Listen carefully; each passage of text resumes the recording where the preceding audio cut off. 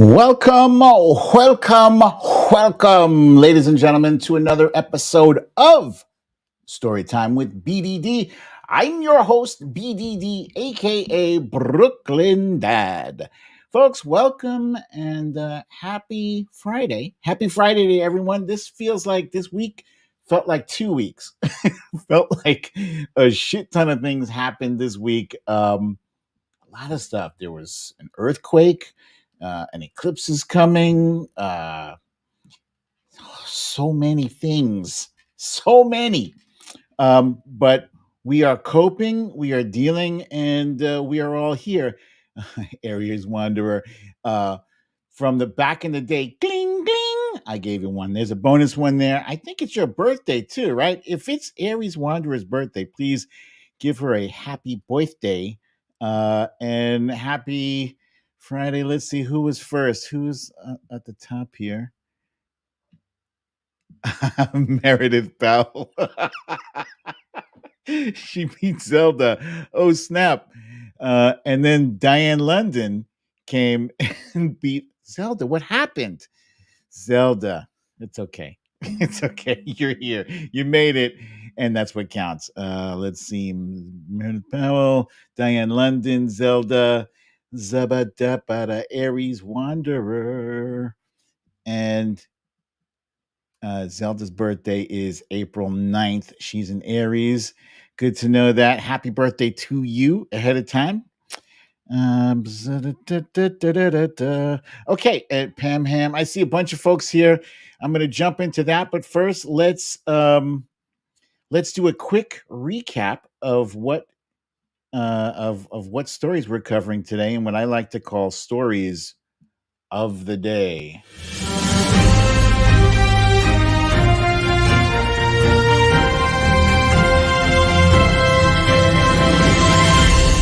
Stories of the day. I always get a kick out of that. All right, so let's see, what do we have here? The title for today's show, it's Earthquake, Eclipse, Spoiler RFK Jr., and Trump trumping Trump. That was fun. That was fun to write. It actually does make sense. It's not just me, using the whole Smurf thing. Did you Smurf a Smurf? No.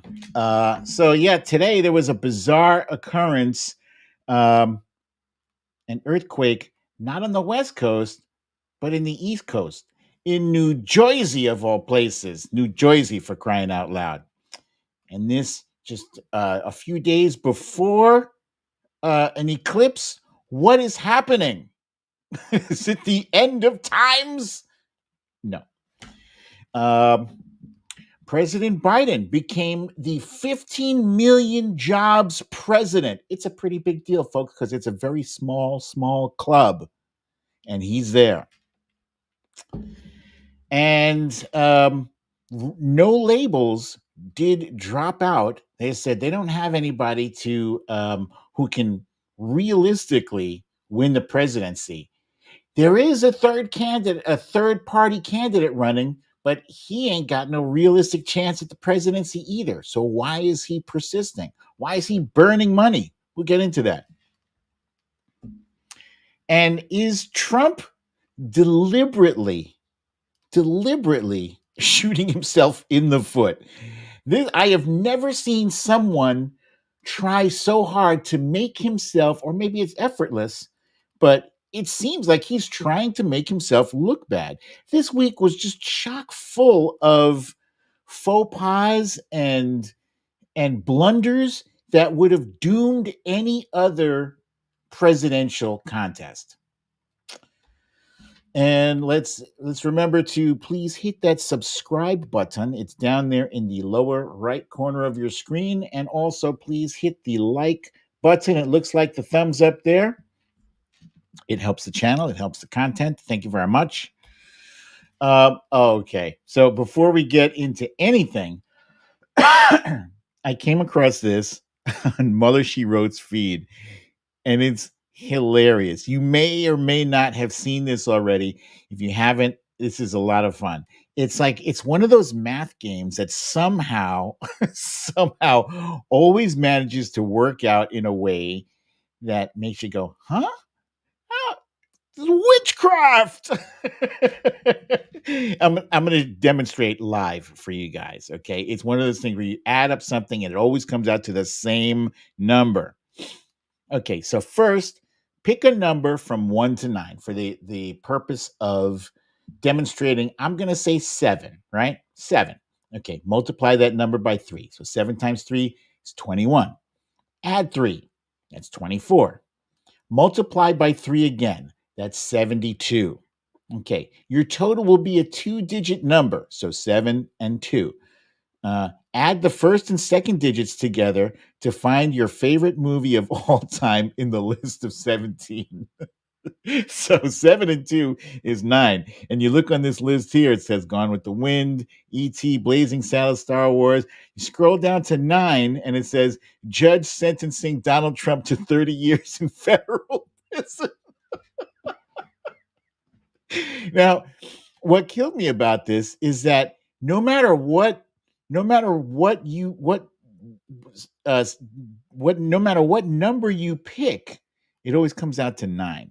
It's kind of crazy. If you take 3 times 3 is 9. Add 3, that's 12. Multiply by 3, that's 36. Your total will be a 2-digit number. 3 and 6 is 9. Witchcraft. It's crazy. I love that. I love it too much. I'm like a 10-year-old kid. I will try that out on my friends. All right. Now, some of you last week recommended a movie to me, Promising Young Woman. And for some reason, there was a dearth of new movies to stream last week. I didn't have very many movies to choose from. Not to say that I wouldn't have normally taken your suggestion, because especially as passionately as you were suggesting this movie, um, I was like, all right, I got to see what this is all about. So, so I started watching this movie, right? And the premise of the movie is that this woman starts out on a path of seeking vengeance against some guys that had wronged her in the past. Okay. And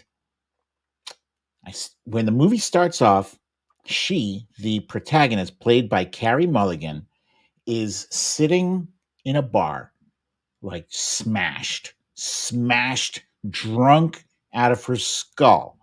And there are some dudes sitting there in the bar. One of them is like one of my favorite characters from the show Veep. What was his name? God damn it. Can't remember his name. The black guy. It'll come to me. Dude is hilarious, and I cannot remember his name. Adrian Brody is there, and they're like scheming on her. They're like, oh, hey, she looks like she needs help. She's a damsel in distress. And it totally looks like they are making plans to date rape this woman. And because I know you guys would not sit me down in front of some movie recommended, oh, this is a good movie, only to see a woman get brutally abused, I continued, right? And sure enough, guy, entices her and tricks her into coming back to his place, and then plies her with some more booze. And then she's like, oh, I don't feel so good. And I'm like, what the fuck is happening? I was like, no. And it continues. And the guy says, oh, here, why don't you lie down? And I'm like, what is this? What is this? And I'm cringing here. And I'm like, okay, when is this gonna stop? When is she gonna say, all right, motherfucker, I got you now? It wasn't happening. And he's kissing on her. And I just turned it off. I turned it off. I could not watch another second. Couldn't watch. That was Friday night. Saturday night, I was like, I can't believe these people. I was so mad. I was so mad. I was gonna come back on the show and I was gonna be like, who was it that told me to watch that show? God damn it. So I was like, all right, let me just see what happened, right? I'm like bracing myself. And sure enough, I turned it off like a second before she was like, so you're gonna take advantage of me. So yeah, so so I watched it, and boy, she did her thing. She did her thing. Like this was total vigilante justice, and you were along for the ride, and you're like, yeah, get that motherfucker, get him. And at one point, you're like, well, she's setting these guys up. But on the other hand, you're like, she can't really set them up if they are not, that kind of person. That kind of person is not going to be in that situation. Um, Meredith Ballard says, it was me. No. So I watched it. It was riveting drama. And then it sucked me again at the end. And I won't say what happened, but I was cursing you, Meredith. I was cursing you. I was like, I spent an hour and a half, 2 hours for this. But then I was like, all right, you got me the first time. Let me just ride this out. And yeah, it's good. It's a good movie. Totally makes sense. It's good. It's good. I give that an 8.5, a well-earned 8.5. Solid movie. And the cast is great. Um, you're along for the ride with this young woman, and you off and you wonder, um, ethically, should she be doing this? And there's a point where she absolutely does cross the line. Actually, there's several points where she crosses the line, but is she justified? That's an ethical discussion for another time, another place. Tokyo Vice. This is a show. It's on Max. If you haven't seen it yet, the second season and I think the series finale, I think, just wrapped up. Only 2 seasons. Probably one of the best shows I have ever seen. I'm going to put it in my top 10, possibly in the top 5. Possibly in the top 5. It's up there with Breaking Bad, with The Wire. Yeah, I'm putting it up there with those incredible shows. The guy who plays Baby Driver, I wish I had Ansel something. Ansel, can't remember his full name, but it's the dude on the screen on the right, and Ken Watanabe on the left there. Fantastic acting, fantastic art direction, fantastic script. I mean, direction, everything, every category. This should win a bunch of Emmys. This is a tremendous show. Great ending, great characters, well drawn. I loved it. Oh yeah, and Marie from New Jersey. Marie from New Jersey says he learned Japanese for this role. I swear to God, this guy Ansel. Somebody help me out with this brother's name, please. Thank you, Ansel Alcord. Thank you, Jenny. Um, he does his thing. He speaks Japanese as though he were born and raised there. It's phenomenal, and that actually helps in the enjoyment of the show. Here's the basic premise: is that he plays a journalist for a Japanese newspaper called the Maicho, and because he's a white American, he's like a second class. He's like a second class citizen there.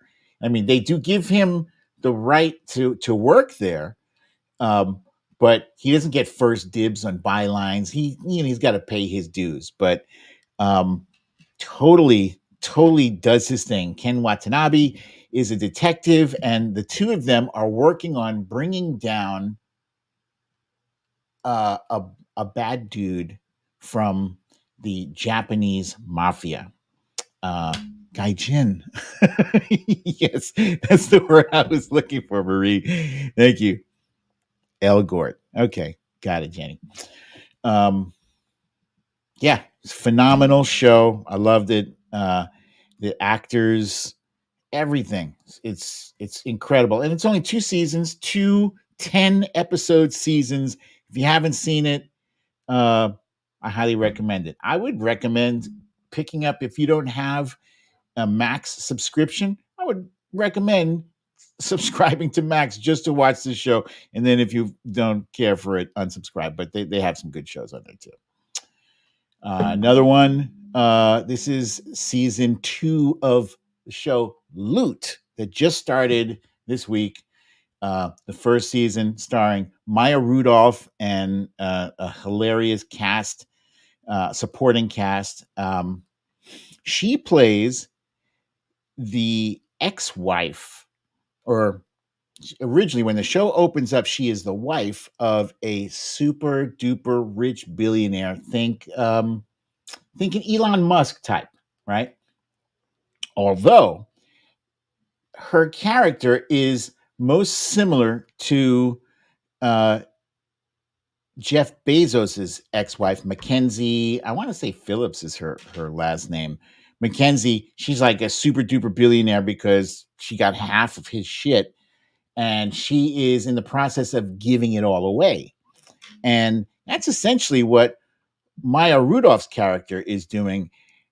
I'm going to say I love the comedy of this show, but I also love like the largesse of it, so to speak. Like, I would never see any of this filthy this filthy rich wealth. It's it's lifestyles of the rich and famous times a gazillion. She's got like a movie theater inside her house, and she's got a salon, and you know like 5 swimming pools, and I'll never see any kind of wealth like this in my life, but it's kind of fun to be a fly on the wall and see how these mega billionaires live. Um, Trump Reaper, have not watched the Good Times remake yet. It's what do you call it? It's animated as far as I recall. I think I saw an ad for it on Netflix. I'm interested in checking it out. Susan Papalardo says she slept through the earthquake. I believe it was Ivana turning over in her casket to show everyone the classified documents in it. Okay, and tonight, possibly this weekend, Wifey and I will be watching a show called Sugar, starring Colin Farrell as a old timey detective. Think the detective noir. Where he's narrating what's happening, and it's got an interesting cast of characters. Oh, I know that guy from this movie, and hey, that's Skyler from Breaking Bad, and other folks that you're sure to recognize, or maybe not. But the trailer looks good. It's on Apple TV, I believe, and so we'll be watching that most likely tonight. And thank you guys for helping Valerie out with wondering why she didn't get a notification. Make sure you turn on all notification on BDD's channel. Yes, please, and thank you. All right, let's jump into the news. Today, well, not today. Earlier this week, there was an earthquake in Taiwan. Very far from here, Taiwan, Asia. And as you can see, the damage was tremendous. Not the Donald Trump tremendous. It was just tremendous. There were buildings at 45-degree angles. And it was scary for them because there was also a tsunami alert. People were put anytime there's an earthquake in coastal territories, they get the tsunami alert because the earthquake, the seismic shift will often make the water leave the coast and come back and slam the hell out of people. Very dangerous, but they did not get hit. But That was serious. That was a 7.5 earthquake. And I saw lots of videos of it. I'm not going to show you guys the videos here, but with what I thought was interesting was that the folks I don't often hear about earthquakes in Taiwan. I don't hear about it the same way like we're accustomed to hearing about earthquakes in San Francisco or, in somewhere in California. They're like veterans of it. But Taiwan, they were like, on the train and it's shaking and you don't see anybody freaking out. They're just kind of holding on. Check my time. You see them shaking and just going about their business. Um, This quake, however, was in an unusual place, also on a coast, but different coast. And it was in New Jersey. Apparently, there have been some 300 quakes here in the Northeast over the past couple of 100 years. And that's bizarre. That's a bizarre fact, too.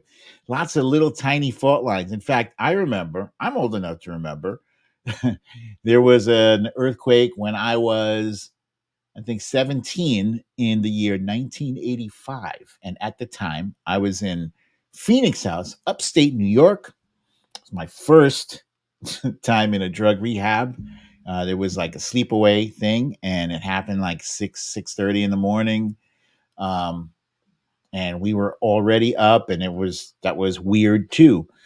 Um, and I think that was just like a 4.0 earthquake.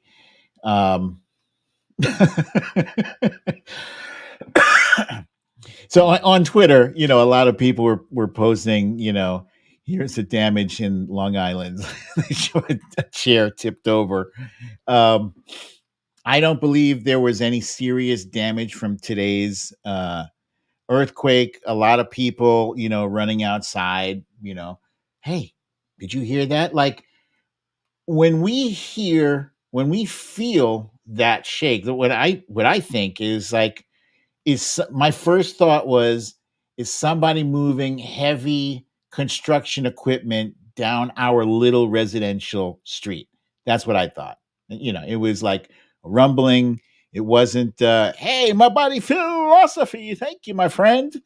uh Phil's got some earthquake stories. um Thank you for the donation, buddy. Yeah, so I assumed it was just what do you call, somebody with a bunch of big heavy construction vehicles. And I ran outside and a bunch of other neighbors ran outside to have a look, and sure enough, it was a trembler. And other people naturally closer to the epicenter, I believe the epicenter, let's see. It says here on the map Tewksbury. What I heard on the news, they said it was Lebanon, New Jersey. Not sure where that is, but I'm guessing from the map it's northern New Jersey. But people as far away as Rhode Island were telling me in the tweet. They were telling me to. Oh my God. Oh, no. Sorry. I'm going to pause the show. Philosophy says, do you know the ad before you get to this podcast is Trump asking for money? God damn it. I'm sorry, guys. I'm terribly sorry. I did not know that was happening. Boy, that guy is asking for money even on my show. How dare he? I got to see if I can get them to change that. So yeah, folks in Long Island cracking jokes about the damage, a tipped over chair there. Not much of anything. Even the Empire State Building tweeted and said, I am fine. which, which I thought was actually kind of hilarious. The Empire State Building is always in it whenever there's something happening. If it's Empire, if it's St. Patrick's Day, it's green. On the 4th of July, it's red, white, and blue. Sometimes for the Super Bowl or for World Series, they'll put on the colors of whoever won, whichever team won. They're fun, very fun. The eclipse. Now, I am sad because I am not in the path of the totality. This is an occasion now. This is a big event. Apparently, people are flying to different cities. I think Cleveland is probably the best positioned for the totality. But I have a chart here. Wait, do I have a chart? Yeah, there's a chart there. Uh, excuse me. Buffalo. I ain't going to Buffalo. That's fucking way up up north. But some people are flying to hotels in Cleveland. I heard the hotel space is booked up just so people can spend. I think the eclipse is supposed to last like an hour or 2 hours or something, where it's just completely dark in the middle of the day. So that's fascinating. And all the way down there at the border of Texas, Piedras Negras, as I guess it's the first place it's going to be seen. There's Dallas, Dallas over there, Killeen, Hot Springs. Yeah, lots of different places along the path of the eclipse. But just imagine way back when, when before we had TV and before, we had scientists to explain what the hell was happening, in the middle of the day, it just suddenly got dark and the sun was worshipped by a lot of people as a god. And imagine all of a sudden your god is covered by the moon. People were freaking out. Philosophy is in Buffalo? What? No. I hope you get a chance to see the eclipse. That is awesome. So yeah, back then people were very superstitious, and they would have thought, the world is coming to an end, especially if the ground first shook. You've got an earthquake, then followed up by the sun being swallowed whole in the middle of the day, and then you have shit like this from Marjorie Taylor Greene. God is sending America strong signs to tell us to repent. Earthquakes and eclipses and many more things to come. I pray our country listens. Really? You, of all people, talking about repenting? Isn't she the one that cheated on her husband with not one but two different people? One was a tantric sex guru, and the other one was her workout coach or something. Come on now. Come on. Ridiculous. And she's supporting Donald Von Pussygrabber. So, what are you saying? What are you saying, Marge? Marge. She's supporting this numbskull who doesn't have the common sense to not look directly at the eclipse. How does he escape harm? So, I mean, it's almost like a cartoon character, the shit that he gets into, and he just escapes, like you almost expect if you were to see a giant 2-ton safe with the words Acme written on it, like fall on his head, you almost expect to see him like open up the safe from inside and step out. Hi guys, I'm okay. Weird. So, so finally we get to the good news. You guys remember the show? Does anybody here raise your hand if you remember the show, The $6 Million Man? I used to love that show. Steve Austin, astronaut, a man barely alive. Gentlemen, we have the technology to make the world's first bionic man. We can make him better than he was. Better, stronger, faster. Well, today we have, I don't know if he's the world's first $15 million president, but he is the first term 15 million jobs. Did I say $15 million? 15 million jobs president in his first term. That's historic. It's an historic achievement. And today, it happened today. It ticked over the 300, ticked over the 15 million mark after an unprecedented 303,000 jobs were added in March. Not unprecedented, but it blew past expectations. They were expecting 200,000 jobs. Instead, we got 303,000, and unemployment ticked down from 3.9% to 3.8%.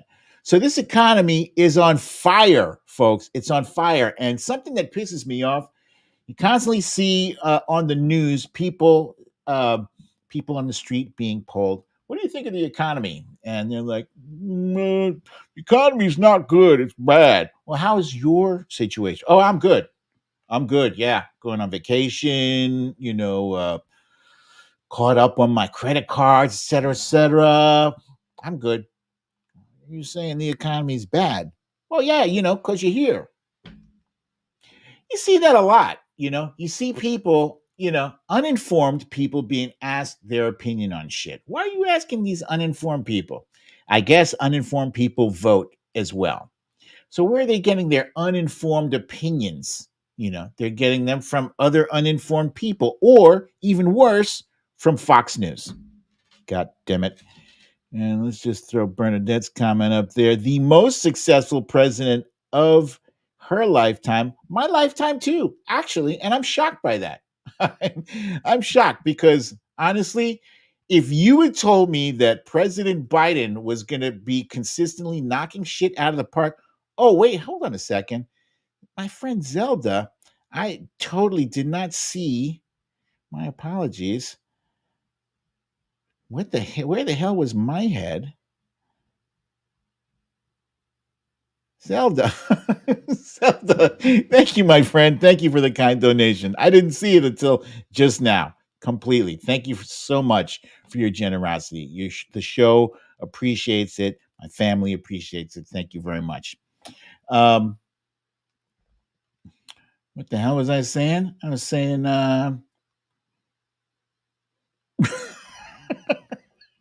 was saying that the economy is doing much better than people will admit to. And oh yeah, yeah. And I was saying Fox News is even worse than an uninformed person because these are people who know the truth and they're twisting it to appear otherwise. In the news this week, I heard that President Biden is leading Donald Trump by 10 points in Pennsylvania. This is not small news. This is big news. It's big news. It's 10 points. That is well outside of the margin of error. And this is a poll conducted by Franklin and Marshall College. That's nice. And it's a trend that is expanding. There are more and more polls that are coming out that are showing President Biden gaining on Trump. And I'm guessing what's happening is that people are starting to wake up. People are starting to focus more on the presidential race, as now all of Trump's competitors have been eliminated and all of President Biden's competitors have been eliminated. They've dropped out. That's what I mean. I don't mean eliminated like take them out. They suspended their campaigns. But the primaries are continuing, right? And the primaries this week, there was in Wisconsin, and I can't remember. Was it Colorado? I don't remember where the hell the other primaries were. But there's also the other trend that we're seeing is that in each of these primary states, President Biden is getting a much more commanding share of the win. So, for instance, this week, his percentage was right up about where it's been 88, 89%. And Dean Phillips is just down there with just meager 3.1%. Donald Trump, however, is only getting 79%. 79, 76, around there, and consistently every freaking place except for maybe places like Kentucky. I'm talking about these swing states like Wisconsin, and I believe this is from Wisconsin here. Nikki Haley dropped out like over a month ago. She dropped out. So people who are voting now, they know she dropped out, and they're like, I'm going to vote for Nikki Haley anyway because I can't vote for this motherfucker. I'm not going to vote for Joe Biden, but I'm not going to vote for this motherfucker either. Which that still goes in the plus column for us. Every vote that doesn't go for Donald Trump, if they stay home, I'm good for that. I'm good. So long as each person who doesn't vote for Trump is matched on our side with somebody who does vote for Joe Biden, then I'm fine. But even voting for Ron DeSantis, who can't manage a human smile yet. He hasn't figured that out. He's still getting 3% of the vote. That's insane. He dropped out even long before Nikki Haley did. That's crazy. So, you'd like to think if you were the Trump campaign, maybe you'd be concerned about that, or maybe not. But in Florida, hey, Misha Oliver, I see you there. Misha Oliver, the gangs. I'm seeing a whole lot of names. Asmila J, Lucy L, Marie from New Jersey, Watcher Soko, Jennifer Rayner, Veronica Tello, Fox Hill Dreams, Bernadette H, Valerie G, Marie from New Jersey, Zelda, Lulu Girl, Pam Ham, Trump Reaper. Anyway, Florida. Does anybody remember when Florida was not a purple state? Was Florida ever blue? I don't even remember. Honestly, I don't think I was even paying attention. I wasn't paying that much attention to Florida until the 2000 election when people were when they were counting the hanging chads in that crazy, insane election. Until then, I wasn't paying attention to Florida at all. I assumed most people down here. In fact, I probably assumed that Florida was Republican just because a lot of senior citizens. I assumed. Okay, Jenny Rayner says Florida has basically always been red. Now, President Biden is saying that Florida is winnable. I'm going to do I'm going to do what President Biden does, right? Florida is winnable. I don't know why he does that. He does that whisper thing. He thinks it works. I'm sorry. It doesn't work for me. I don't care for it. Hey, every once in a while, but don't do that shit all the time, man. It's winnable. Florida is winnable. That's it feels like a pipe dream. It almost it doesn't feel real. It feels like a mirage. But why is he saying that it's winnable? 6-week abortion ban. So we found out earlier this week that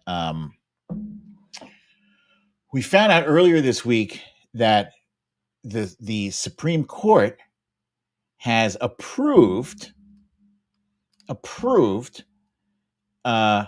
abortion being on the ballot for November, but also means that Florida's abortion ban kicks into gear.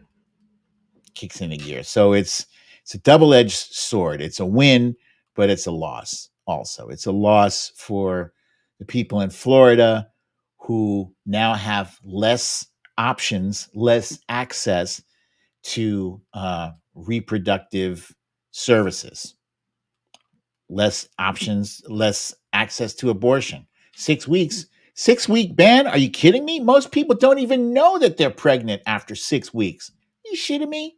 That's ridiculous. And I feel like that's kind of an unforced error by Ron DeSantis. I think up until now, Florida was solidly in the red column up until now. What we have seen over the past year or more is that red states like Kansas, like Ohio, like Alaska, wherever abortion is appearing on the ballot, it is changing the outcome of elections there. So I don't think it's outside the realm of possibility, of even probability. Let's be on the safe side. We'll call it possibility. I think President Biden is right. I think Florida is in play. It's winnable. But I was speaking to some organizers, some Florida organizers, on a call earlier this week, and they said that I should tell my followers and my listeners that it's important for folks not to just focus on the presidential election, but also to focus on the state, local elections, especially the Supreme Court, the Supreme Court in Florida. There are 2 seats, I believe, up for grabs, and you got to pay attention. I'm sorry, I don't know what people are running, as liberals or whatever. But if you're in Florida, you probably know better than I do, better than anyone. So pay attention to those races as well. Very, very important. Oh, some more good news. Peter Navarro is in jail. Yeah, he's been in jail for a week or 10 days or something. And him's sad. Him's big sad. He is begging Justice Neil Gorsuch to let him out. Let him out. Let him out early. You pathetic bastard. Hey, man, don't do the crime if you can't do the time. Yeah. Don't do it. That's from Beretta. That's from Beretta, guys. That's back in the day. Beretta. Here's another one. John Eastman, not in jail yet.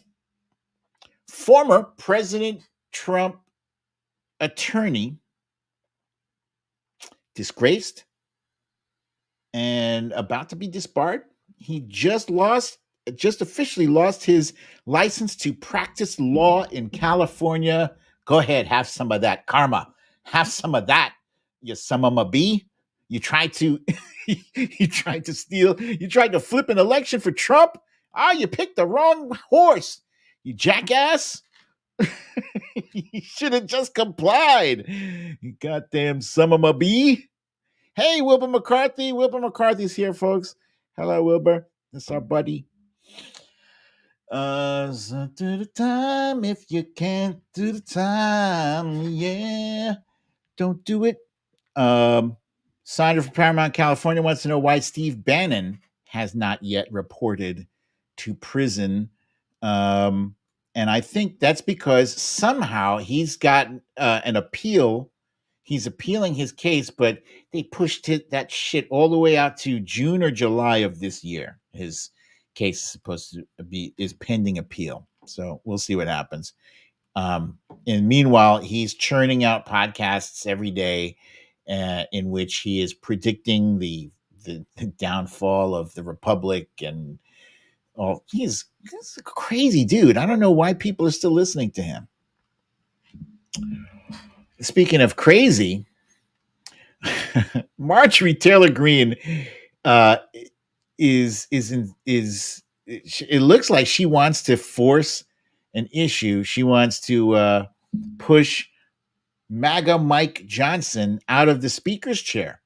She wants to wrest the gavel away from him and hand it over to Hakeem Jeffries, Democratic Party. And she won't even, she said she won't even take responsibility.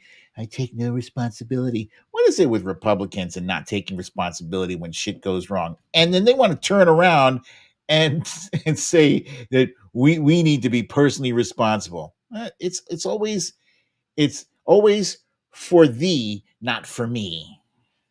But yeah, she's big mad that Mike Johnson worked with Democrats to keep the government open, and she's even more big mad that Mike Johnson may be considering passing a bill to fund Ukraine, and they absolutely should do that. Come on, come on. They're fighting Russia. Russia invaded Ukraine. What's the problem? Do they not know that every or 90% of all funds that go towards supporting Ukraine are spent here in the United States, in 31 states that are manufacturing weapons? They're here, 90%. So it's like, we're sending money over there. Actually, no, stupid. The money is being spent right here, helping your state, probably. These people are crazy. They're nuts. Take a win when you can get it. That's an easy win. Republicans have no wins to show for the time that they've been in the majority, the slowly dwindling majority. They have no wins. They passed 21 bills last year. That is insanely anemic and just ridiculous. Why would anybody vote to reelect these clowns again? At some point, you would like to think Republicans would be just sick and tired of losing. Remember when Trump was like, you're going to be so sick of winning, it's going to be unbelievable. I guarantee you nobody in the Republican Party is sick of winning. In fact, they probably don't remember what that feels like. Because what was it? 2016? Was that the last time they fucking won? Yeah. Oh yeah, that's right, Veronica Tello. There's a video I like to I like to redistribute every now and then. Chip Roy is so great. The ads he's cut for the Democratic Party are incredible. Show me just one thing we can campaign on. One. I love that guy. I don't love him, but I love the is for comedic value. It's great. No Labels, as I mentioned earlier, has decided they don't have anyone to field who has a realistic shot at winning the presidency. And their goal all along, so they said, and I doubted them until they made this announcement. I seriously doubted them. I take back every negative thing I said about No Labels, because they said their mission was to present a viable third option, and they specifically said if it looks like whoever we put forward would help Donald Trump and hurt Joe Biden, then we won't put anyone forward. And so there in the far right of the picture is the recently deceased Joe Lieberman. And Joe Lieberman was a guy who I was irritated with, because I just kind of felt like there were times where he should have been a bit more helpful, and he wasn't. As an independent, he imagined himself as independent of the Democratic Party, and yeah, he truly was. But in any case, rest in peace, Joe Lieberman. And to No Labels, kudos to you guys. You actually did stick to what you said you were going to do. Asmila J, thank you very much for the super sticker. I appreciate that. Excuse me. So now what? Why am I concernicus about third party candidates? Normally, I don't care. Honestly, every election there is some kind of third party candidate. There's here on the screen here, I think that's Gary Johnson and Jill Stein there in the middle. I don't know who the two fellas are on the far left and the far right of this picture. And you know why? Because they're third party. Normally you don't remember the names of third-party candidates unless their participation in the election resulted in the loss of your candidate. So, for instance, 2000, the year 2000, Al Gore lost an election he should have won easily against George W. Bush. And he lost because Ralph Nader ran, the Green Party, I think it was, and took just enough votes away um, to hurt Al Gore. You guys remember Ross Perot? Fun fact: if you didn't know this already, I think I've shared this. Bernadette H, thank you, my friend. Thank you so kindly for the sticker. Ross Perot. I voted for Ross Perot.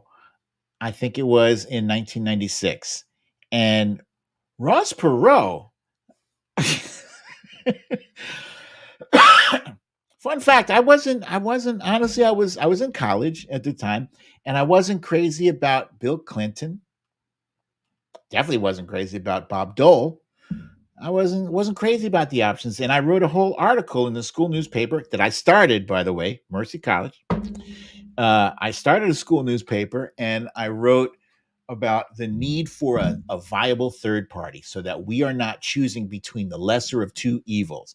And that was me. I still had, rose colored glasses, and I was still very optimistic about the world and hopeful. I still am, but that version of Majid is buried under many years of cynicism and Murphy's Law and seeing like whatever could go wrong went wrong.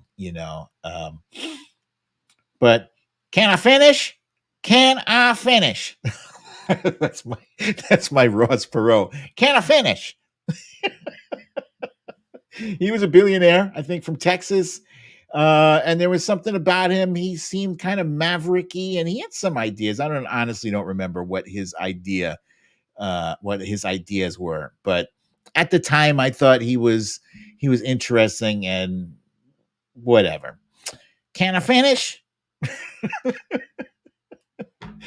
Anyway, he ended up getting like 19% of the vote. 19%, not insignificant. In fact, very significant.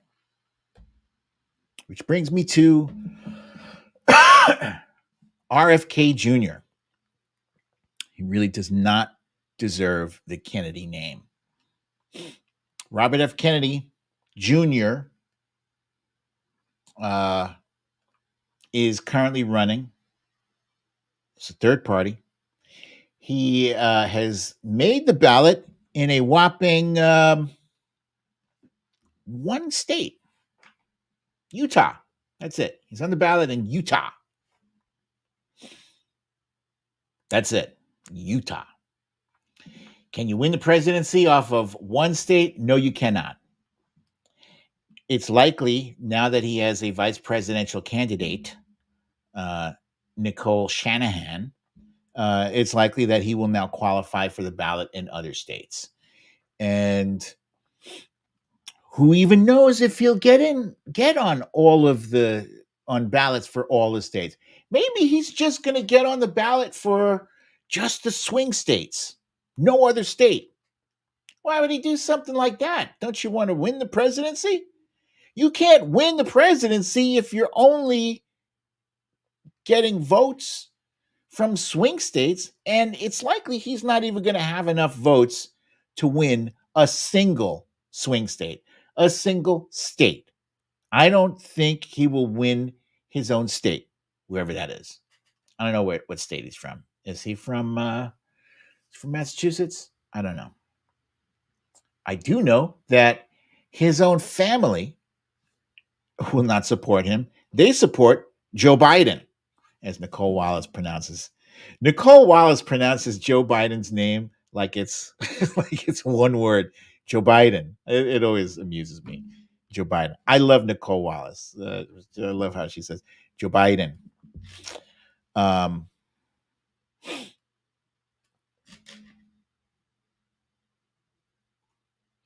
but he can hurt the other candidates' chances. Exactly. And that's what worries me. Now, I get questions all the time like, well, what makes you think that he can hurt Joe Biden as opposed to what if he takes votes away from Donald Trump? Well, here's a fun fact here that not too many people know that I didn't know until a couple of days ago that Dan Rather, by the way, he is really rather damn good. Dan Rather is a national treasure. He wrote here that more people should know that the top Trump super PAC donor is also the top RFK Jr. super PAC donor. Isn't that interesting? So he's saying the same person who's donating to Donald Trump is also donating to Robert F. Kennedy Jr. Why is that? Because the billionaire, the guy with money to burn, he doesn't really have money to burn. He wants to ensure that a so-called fake billionaire has enough interference, enough votes taken away from Joe Biden to help Trump win.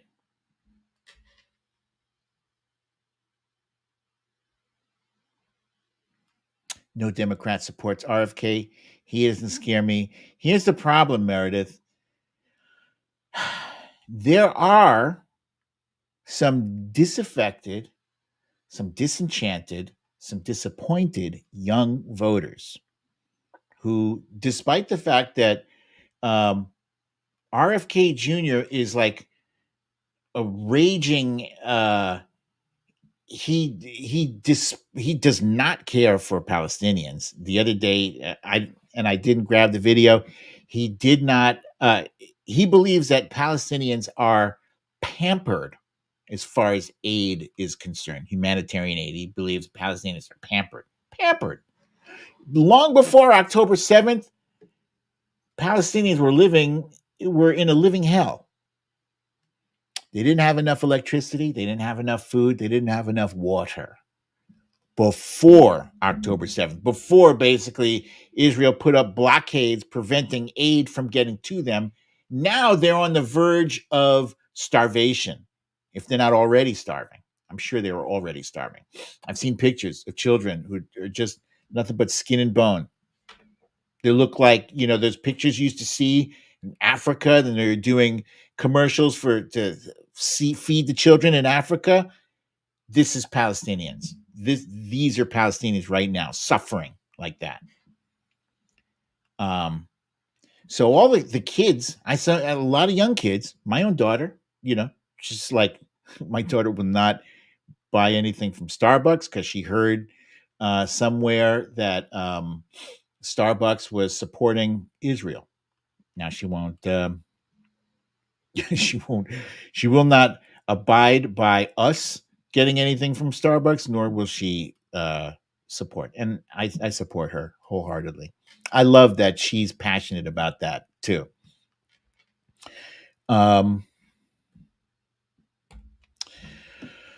Excuse me. So the reason I'm concerned about Robert F. Kennedy Jr. is it goes back to that old saying, a stitch in time saves nine. If you haven't heard that saying before, a stitch in time saves nine. It's about somebody who had a hole in one of their garments. Let's say it was their socks, right? And it was just a small hole. They weren't worried about it because it's just a small hole. But as time went on, that hole got bigger and bigger and bigger. And before you could barely get a pinky toe through that hole, and now you can stick your whole foot through that hole. And now, instead of only requiring one stitch for that sock, now you need 9 or probably more. You need to throw the whole sock out and buy a new sock.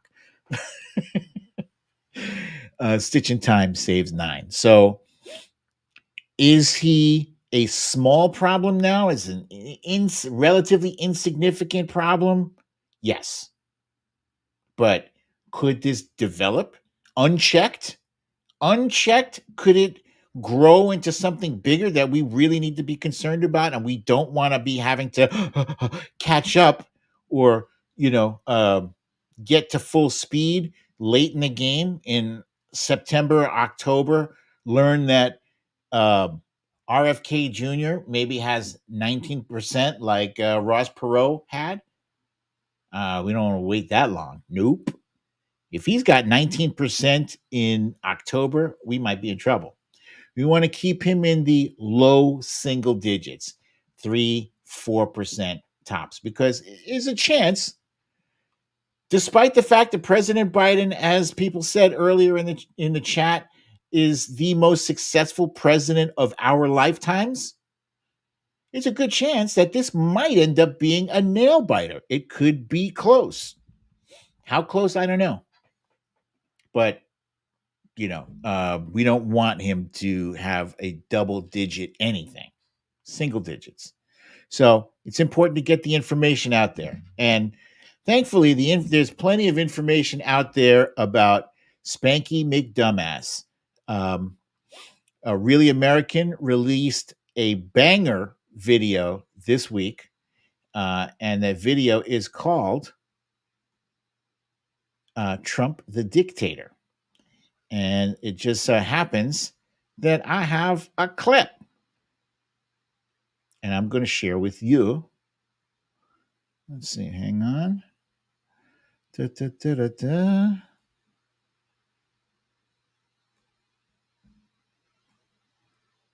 Share screen.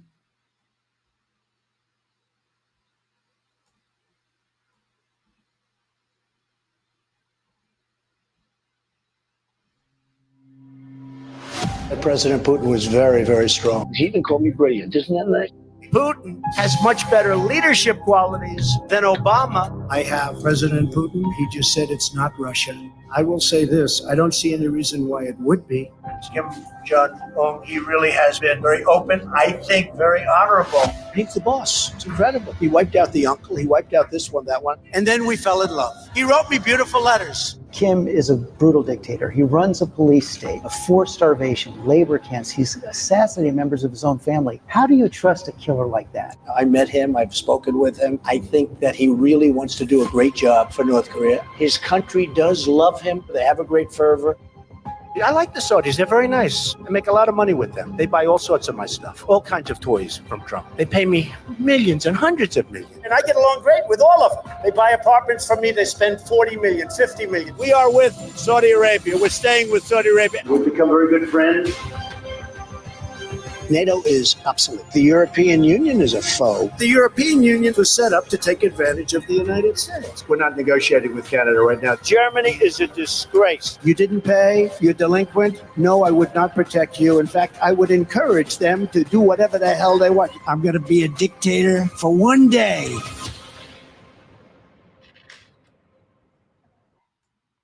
The end of that video always gives me the freaking chills. So if you have not seen that video on my page, check it out, watch it, share it. Donald Trump has already said and done a ton of things that would normally torpedo any normal campaign. Just in 1 week, just in 2 days, he does things that, by now he would have been announcing, remember Howard Dean? Yeah! Howard Dean said, yeah! That was it. His campaign was over. Just that. Just a fun little, yeah! He was done. Howard Dean, that wasn't such a bad thing. Looking back, was it goofy? Sure. Ah! But this clown, this jackass is unbelievable. He is he's selling Bibles. He's selling $400 gold sneakers, and he's selling Bibles. And before that, he was selling these little digital NFT cards, like ridiculous cards. Why? Most likely so he could launder donations from foreign people, you know. But why is he raising this money? It's not for the campaign. No, it's to pay his legal fees because he's facing 91 felony counts. That should have been enough. Remember John Edwards?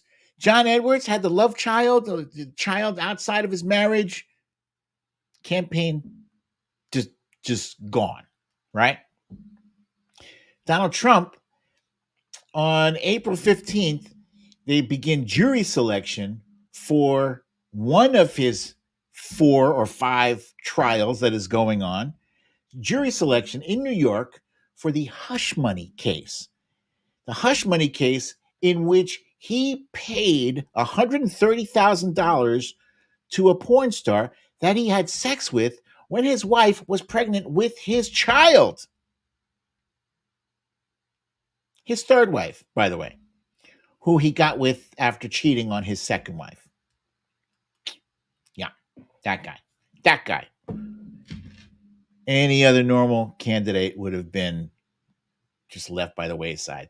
His own former vice president will not endorse him. Mike Pence, who used to gaze at him longingly with those come hither eyes. Eye banging him to holy heaven, will not endorse him. Ooh, this one was crazy. I have a clip for this too. Donald Trump earlier this week. I believe it was earlier this week. I could be wrong. It's just the video showed up where he told an audience, a black conservative audience, that he bets that they would prefer him, the white president, to the black president. Like, what? Yeah. I'm not making it up. The things that he does, I swear to God, they sound like if you were to tell your friend, your coworker, whatever, what he said, they'd be like, nah, come on, man. He didn't say that. Yeah, he did, actually. Yeah, he did. Everything he says is kind of like, nah, man, he didn't really. Would you rather have the black president or the white president who got 1.7 billion off the price? I think they want the white guy right now. Les, would you rather have the black president or the white president who got 1.7 billion off the price? I think they want the white guy. Okay, let's put aside the fact that the black president is no longer running. He is not running. This guy cannot get his brain off of President Obama. Why is he even thinking about President Obama? You're running against Joe Biden. Joe Biden. No matter what the conspiracy mill says, President Obama is not in charge of the country. He is not a secret president. It is Joe Biden you facing off against, fool. God damn. Oh, or how about him calling migrants animals? This, unfortunately, gains him votes because we live in a country that is hateful. It's hateful against others. It's the kind of country where they pass a law that police officers can stop someone they believe, they can detain someone who they believe might be an illegal immigrant.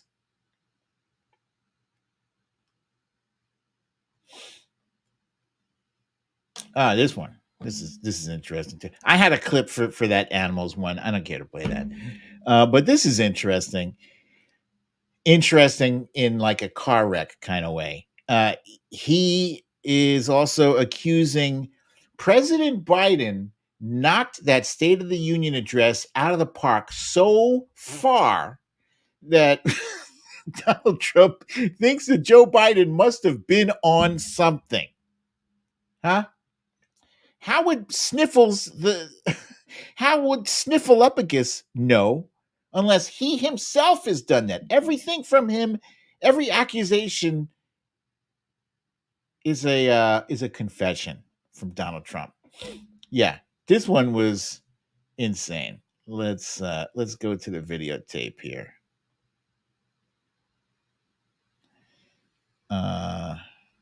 Hugh Hewitt. He was doing a podcast with Hugh Hewitt. This is just unbelievable. You have said you'll debate him anywhere, anytime. Do you think he'll agree to any debate? Do you think he'll agree? I don't think so, but I hope he does. Do you think what happened is, that white stuff that they happened to find, which happened to be cocaine in the White House. I don't know. I think something's going on there, because I watched his State of the Union and he was all jacked up at the beginning. By the end, he was fading fast. There's something going on there. I want to debate, and I think debates with him, at least, should be drug tested. I want to. Mr. President, are you suggesting President Biden's using cocaine? I don't know what he's using, but that was not. Hey, he was higher than a kite. And by the way, it was the worst. It was the worst address I've ever seen. State of the Nation. I'll tell you, State of the Union. That's not State of the Union, because he doesn't represent us properly. That I can tell you. But he's obviously being helped some way, because most of the time he looks like he's falling asleep, and all of a sudden he walked up there and did a poor job. Yeah, he did such a poor job that you believe that his performance, that he was using a performance enhancing drug. Get the fuck out of here, jackass. This guy who, when he gives a speech, every sentence ends with a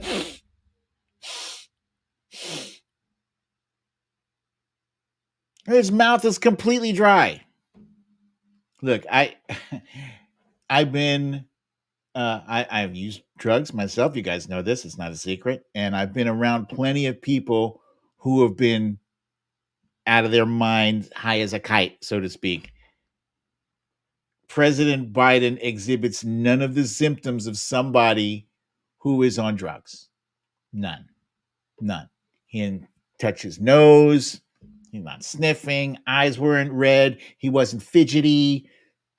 None of that stuff. None of it. Donald Trump's own White House, the report just came out where they were keeping Ambien and what's that drug that everybody's going crazy over? The fentanyl. All of this shit, crazy, like Schedule 1 or Schedule 2 narcotics, were all in the White House under his eye, under his tenure. Unreal.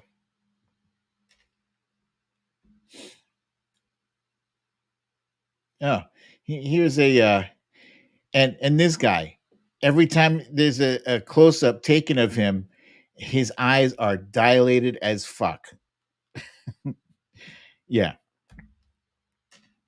In fact, some of you folks may remember I did an interview with my buddy Noel Kasler. This is one of my favorite ones of all time. Noel explained, in fact, I do have a clip, and I am going to share that with you guys, where he talked about Donald Trump used so many drugs, he needed a diaper, and he needed to be changed frequently. Let's go to that videotape. God damn it. Here it is. Like, on a scale of like 1 to 10, I definitely absolutely know what. Witnessed, bro. Witnessed him soiling himself in a rage, sitting there on the Apprentice set, Celebrity Apprentice set, because he can't read. Same thing. He flew into a rage over the word arbitrage one time.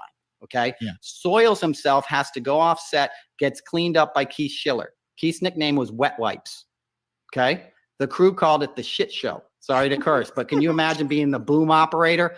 You're wearing your headphones, holding the mic above him, and you hear that? He did it in the Oval Office. There's a clip of him doing it with the Turkish president, right? Erdogan. I always say his name wrong. It's not a hard G.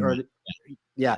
And the Feinstein and Dianne Feinstein, and they're sitting there in the Oval Office, and he clearly, has some kind of bowel movement. But you see them look like they hear it.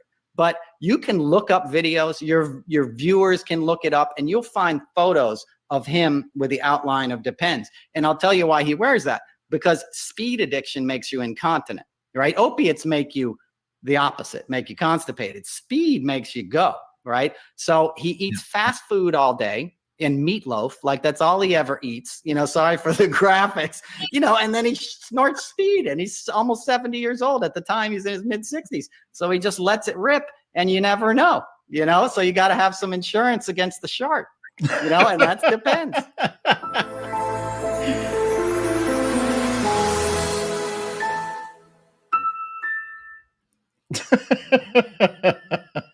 Oh my God. I forgot how fun that was. Jesus. Jeez Louise.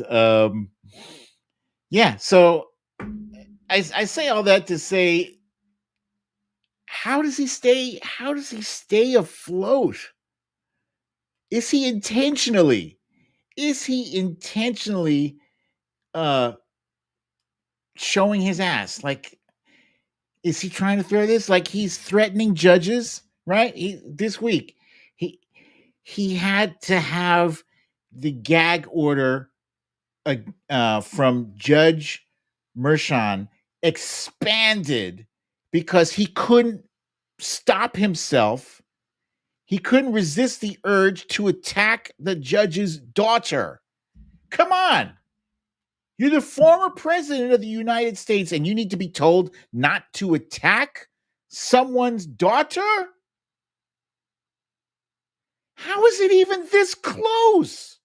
I don't get it. He's doing everything possibly wrong, everything wrong you could possibly do. And, like every poll, it should be like, President Biden should have like 60 point lead over this jackass. He's the worst. It's literally the worst. And it's not because I have TDS, Trump derangement syndrome, which I just, they need to kind of find another term for that. Because in my brain, Trump derangement syndrome should be like, when you can't help but be enthralled by the guy who has lied 30,000 times, who has done all this fucked up shit. And, he stiffs he stiffs working men, and then working men will turn around and say, he speaks for me. No, he doesn't. He doesn't care about you. He doesn't give a shit about you. I don't get it. I don't. All I know is we can't control how they think. We're not going to change any minds on that side. There is somehow still a slim, there's still a slim number of people who still are undecided. Go figure, right? This is 2024. You're not undecided. You're just lying. You just want attention. That's what the hell that is.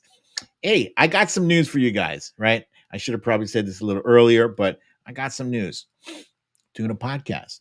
An actual podcast. Yes, after 4 years of doing this thing, I finally got somebody to help me out, to help me find people to interview for podcasts, somebody to actually do the thing, the production, the put it, take the audio and put it up somewhere, all that stuff, right? The show, it's a podcast. It's starting April 15th. And the show is called Defiant. And I actually have a clip, a promo clip for you guys to hear. Fresh off the press. Here it is.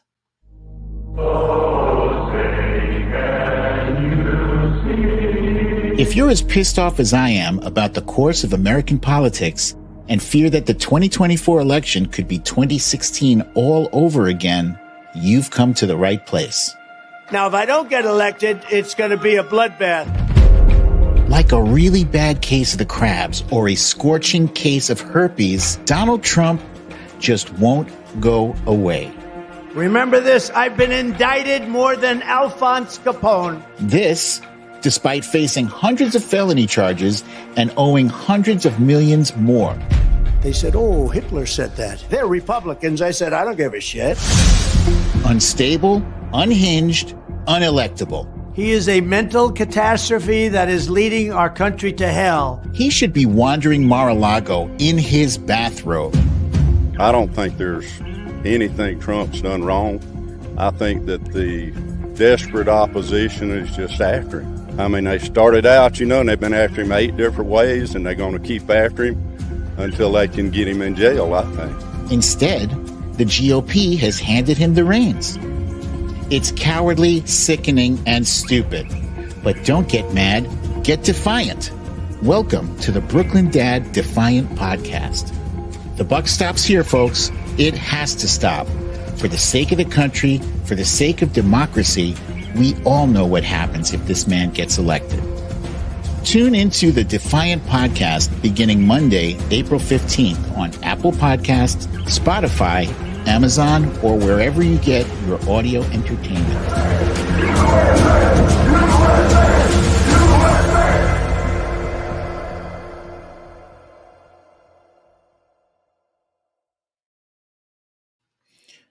Yes, I thank you. I thank you so much. I thank you. Yeah, I'm excited about it. Don't get mad, get defiant. Now available on Apple and yeah, it's weird that it's taken me this long to getting around to doing it, and I guess I just needed a little push in the right direction. So I'm excited. My first guests, I believe, are going to be Harry Littman and Norm Eisen. Those are two of my first guests. So yeah, it's fantastic, and I'm really looking forward to it. Yes, it's going to be fun. I love it so much. So I hope you guys will be able to tune in. There it is. I look forward to your feedback. I'll still be here, by the way. Still will be here. But I'll also be there. I'm going to be there, and I'm going to be here. So guys, that's it. That's all I have for you for today. Thank you for joining me for another episode of Storytime with BDD. I'm your host, BDD, aka Brooklyn Dad. I don't even know what to tell you if you're not boosted. I don't think I'm going to even say that anymore. Not even going to say it. I think not that we're past the threat, because the threat is still out there, I suppose. People are still getting the Rona, the COVID. Some people are still suffering from long COVID. I do still think you should be responsible for yourself, for your family, no matter what. You should do the right thing. And anyhow, folks, I will see you here next time. Same time, same place. I love you all. Peace.